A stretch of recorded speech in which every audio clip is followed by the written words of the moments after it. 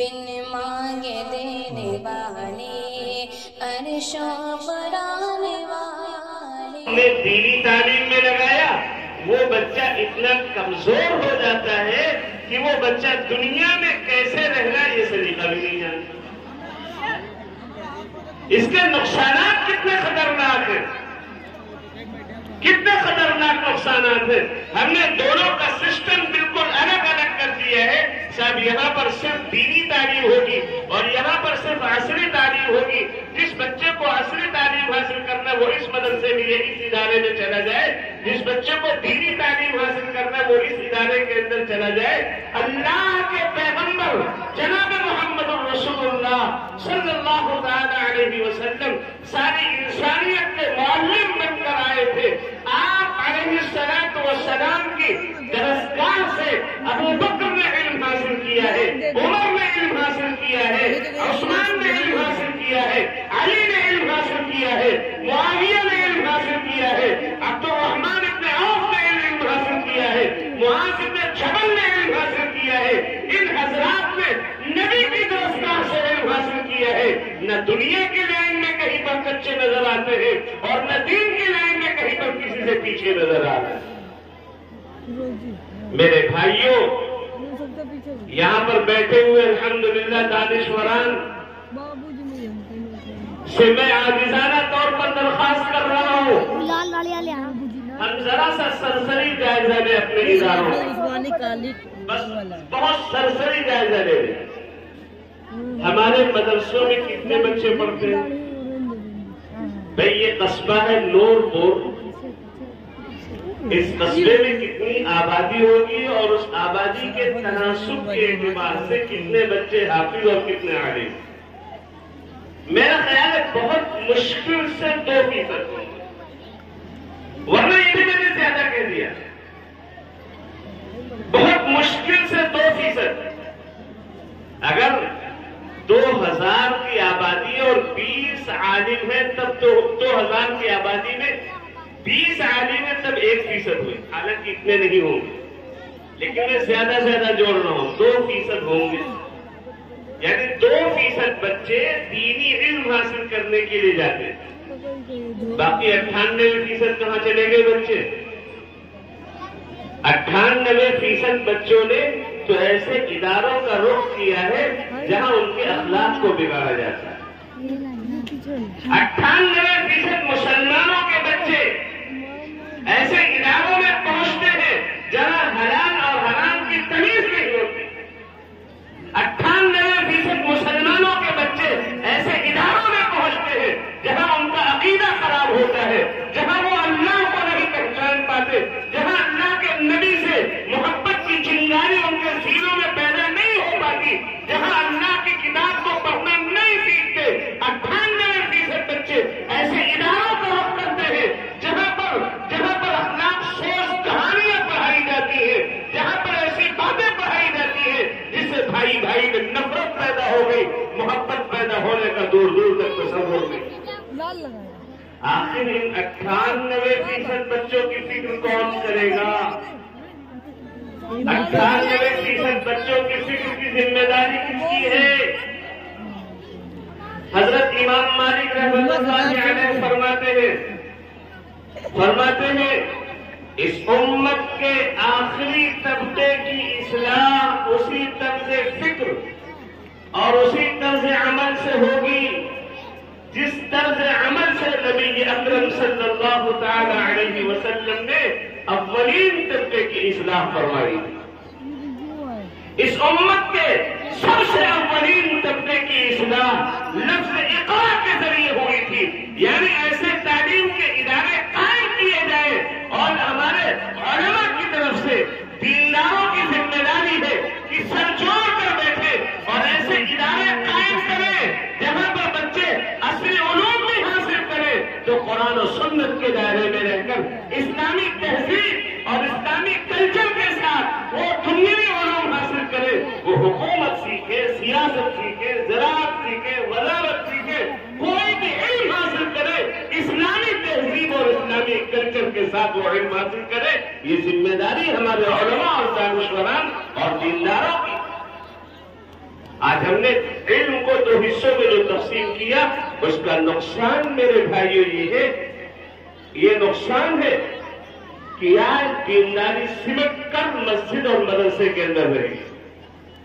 سب سے بڑا دیندار کون ہے؟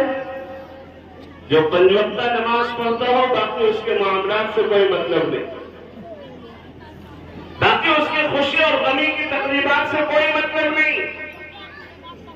بچوں کی پیدائش پر اسے خوش ہونا ہے، غم منانا ہے، ان کی تربیت کیسے کرنی ہے، اس چیز کے سلسلے میں کوئی پرواہ نہیں۔ ایک مسئلہ بھی میں چھوٹا سا بتایا چلوں آپ کے سامنے، بات آ گئی ذہن میں۔ آج کل یہ بھی ہوتا ہے، کیوں؟ اس لیے کہ صاحب ان کے یہاں بہت سے بچے ہیں، کثیر العیال ہیں، ہمارے یہاں کوئی اولاد نہیں ہے، اس لیے بچپن میں ہم نے اسے لے لیا، پال پوس کر بڑا کیا، اور ہم نے ولدیت میں اس کی جگہ پر اپنا نام شامل کر لیا، اور سمجھتے بہت اچھا کام ہے۔ حالانکہ بتاؤ اس کے مضرات اور اس کے نقصانات کیا ہیں؟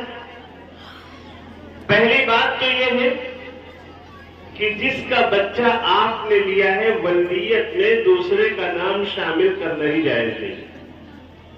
اللہ کے نبی جناب رسول اکرم صلی اللہ علیہ وسلم نے بہت سخت الفاظ استعمال فرمائے ہیں، میں ان کا ترجمہ آپ کے سامنے نہیں کر سکتا، علماء سے کبھی پوچھ لیجیے گا کہ جو آدمی اپنی ولدیت کو چھوڑ کر دوسرے کا نام اپنی ولدیت میں لگائے، فَأَعِذُّوهُ بِهَنِي أَبِيهِ، اپنے باپ کی شرمگاہ اس کے منہ میں ڈال۔ یہ کون کہہ رہا ہے؟ حضور اکرم صلی اللہ علیہ وسلم کہہ رہے اتنا گھناؤنا عمل ہے، باپ کوئی ہے اور نسبت کسی اور کی طرف کی جائے گی۔ آئے دن یہ سب معاملات ہوتے ہیں، آئے دن جانا ہوتا ہے تقریبات میں، پتہ چلا کہ اس کے باپ کہاں ہے، معلوم ہوا کہ باپ نہیں ہے، خالوں نے پرورش کی ہے، ماموں نے پرورش کی ہے، چچا نے پرورش کی ہے، اس لیے ولدیت میں چچا کا نام رہے گا۔ کیوں رہے گا؟ اس لیے کہ آدھار کارڈ میں چچا کا نام باپ کی جگہ پر ہے، پین کارڈ میں باپ کی جگہ پر ماموں کا نام ہے، خالوں کا نام ہے، تو انہی کا نام رہے گا۔ ہمارے نبی صلی اللہ علیہ وسلم کے زمانے میں، زمانے جاہلیت میں، آپ صلی اللہ علیہ وسلم نے ایک صاحب کو گود لیا تھا جن کا نام تھا زید۔ لوگ کہا کرتے تھے زید ابن حارثہ، زید ابن محمد، لیکن جب اسلام آیا ہے قرآن مقدس میں اللہ تبارک و تعالیٰ نے 21ویں پارے میں سورہ احزاب کے اندر صاف صاف منع کر دیا ہے، خالص نسبت کرنے سے کوئی کسی کا باپ نہیں بن سکتا ہے، باپ وہی ہے جس کے نطفے سے یہ پیدا ہوا ہے، لہذا ولدیت کی جگہ پر اسی کا نام لگے گا۔ اس لیے حضور اکرم صلی اللہ علیہ وسلم کا نام ہٹا کر زید ابن حارثہ ان کو کہا جانے لگا، اور پھر ایک رسم مٹائی گئی، کیونکہ افوج لیے ہوئے بیٹے کو لوگ اپنا بیٹا سمجھتے تھے، اس کی بیوی کو اپنی بہو سمجھتے تھے۔ زید کی شادی حضرت زینب سے ہوئی، اللہ کی مرضی کے مطابق زید نے اپنی بیوی کو طلاق دی ہے، اور پھر نبی اکرم صلی اللہ علیہ وسلم کے نکاح میں آئی ہے تاکہ یہ رسم ٹوٹ جائے، اس کا خاتمہ ہو۔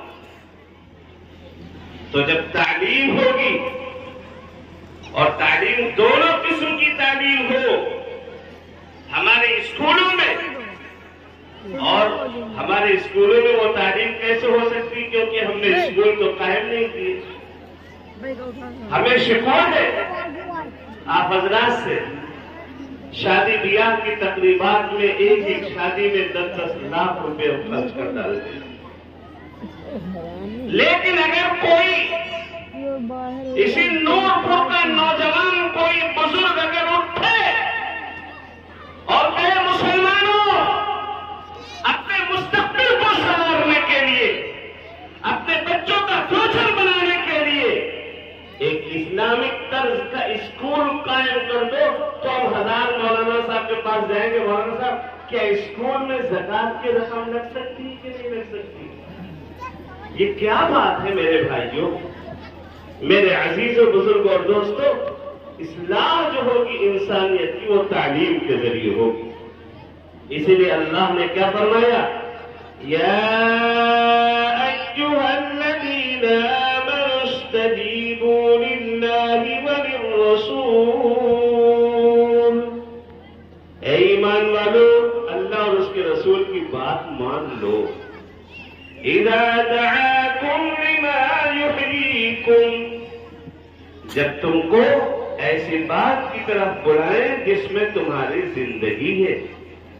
پتہ چلا کہ نبی کی دعوت جو ہوگی، نبی کی جو بات ہوگی، مسلمان زندہ رہے گا نبی کی دعوت کی برکت. نبی سے جڑے گا مسلمان باعزت رہے گا.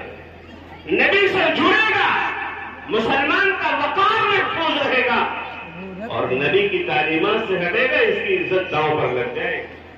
تو نبی کی سب سے پہلی تعلیم کا اقرا پڑھیے. پھر آگے کیا ہوا؟ حضور اکرم صلی اللہ علیہ وسلم کے اوپر اس لفظ کا اتنا بوجھ ہوا ہے کہ آپ گھر پہ تشریف لائے ہیں، آپ کے بدن پر کپی تاری ہے اور آپ گھر میں کہہ رہے ہیں امی جان خدیجہ الکبریٰ رضی اللہ تعالی عنہا ہے، حضرت فاطمہ الزہرا ہے، حضور اکرم علیہ السلام گھر میں کہہ رہے ہیں زملونی زملونی زملونی، مجھے کمبل اڑاؤ، مجھے کمبل اڑاؤ، فإنی اخاف علی نفسی. اب تو مجھے اپنی جان کا خطرہ لگ رہا ہے، کیونکہ تعلیم کو عام کرنے کی ذمہ داری ہمارے کندھوں پر ہے.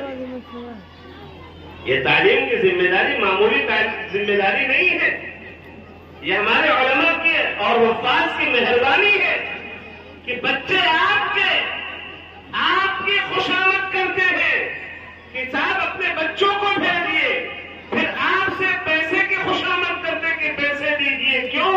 آپ کے بچوں کو کھلائیں گے، آپ کے بچوں کو پڑھائیں گے. ذمہ داری باپ کی تھی، لیکن علماء نے یہ ذمہ داری اٹھائی ہے کہ آپ اس میں خرچ کیجیے، آپ کے بچوں کو ہم پڑھائیں گے، ہم ان کو اچھی سے اچھی تعلیم دیں. تعلیم کی ذمہ داری بہت آسان ذمہ داری نہیں. اللہ کے نبی علیہ السلام کے بدن پر کپی تاری. آپ گھر تشریف لائے اور پھر کیا ہوا؟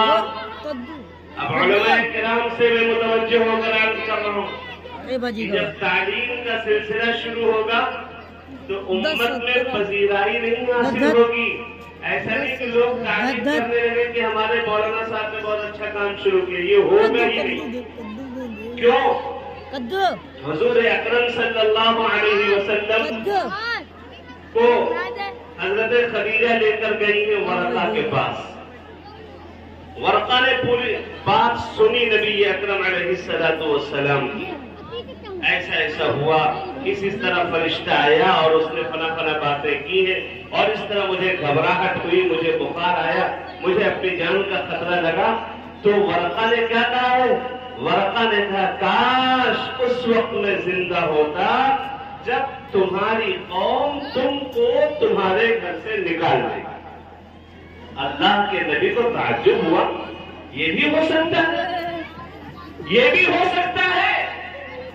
اخلاقی خرابی کوئی نہیں. حضرت خدیجہ جو 15 سال آپ کے نکاح میں رہی ہے اور نکاح میں رہ کر آپ کے رات، آپ کے دن، آپ کے صبح، آپ کے شام کو دیکھا ہے، سب کچھ دیکھنے کے بعد بیوی سے زیادہ شوہر کو کون پہچان سکتا ہے؟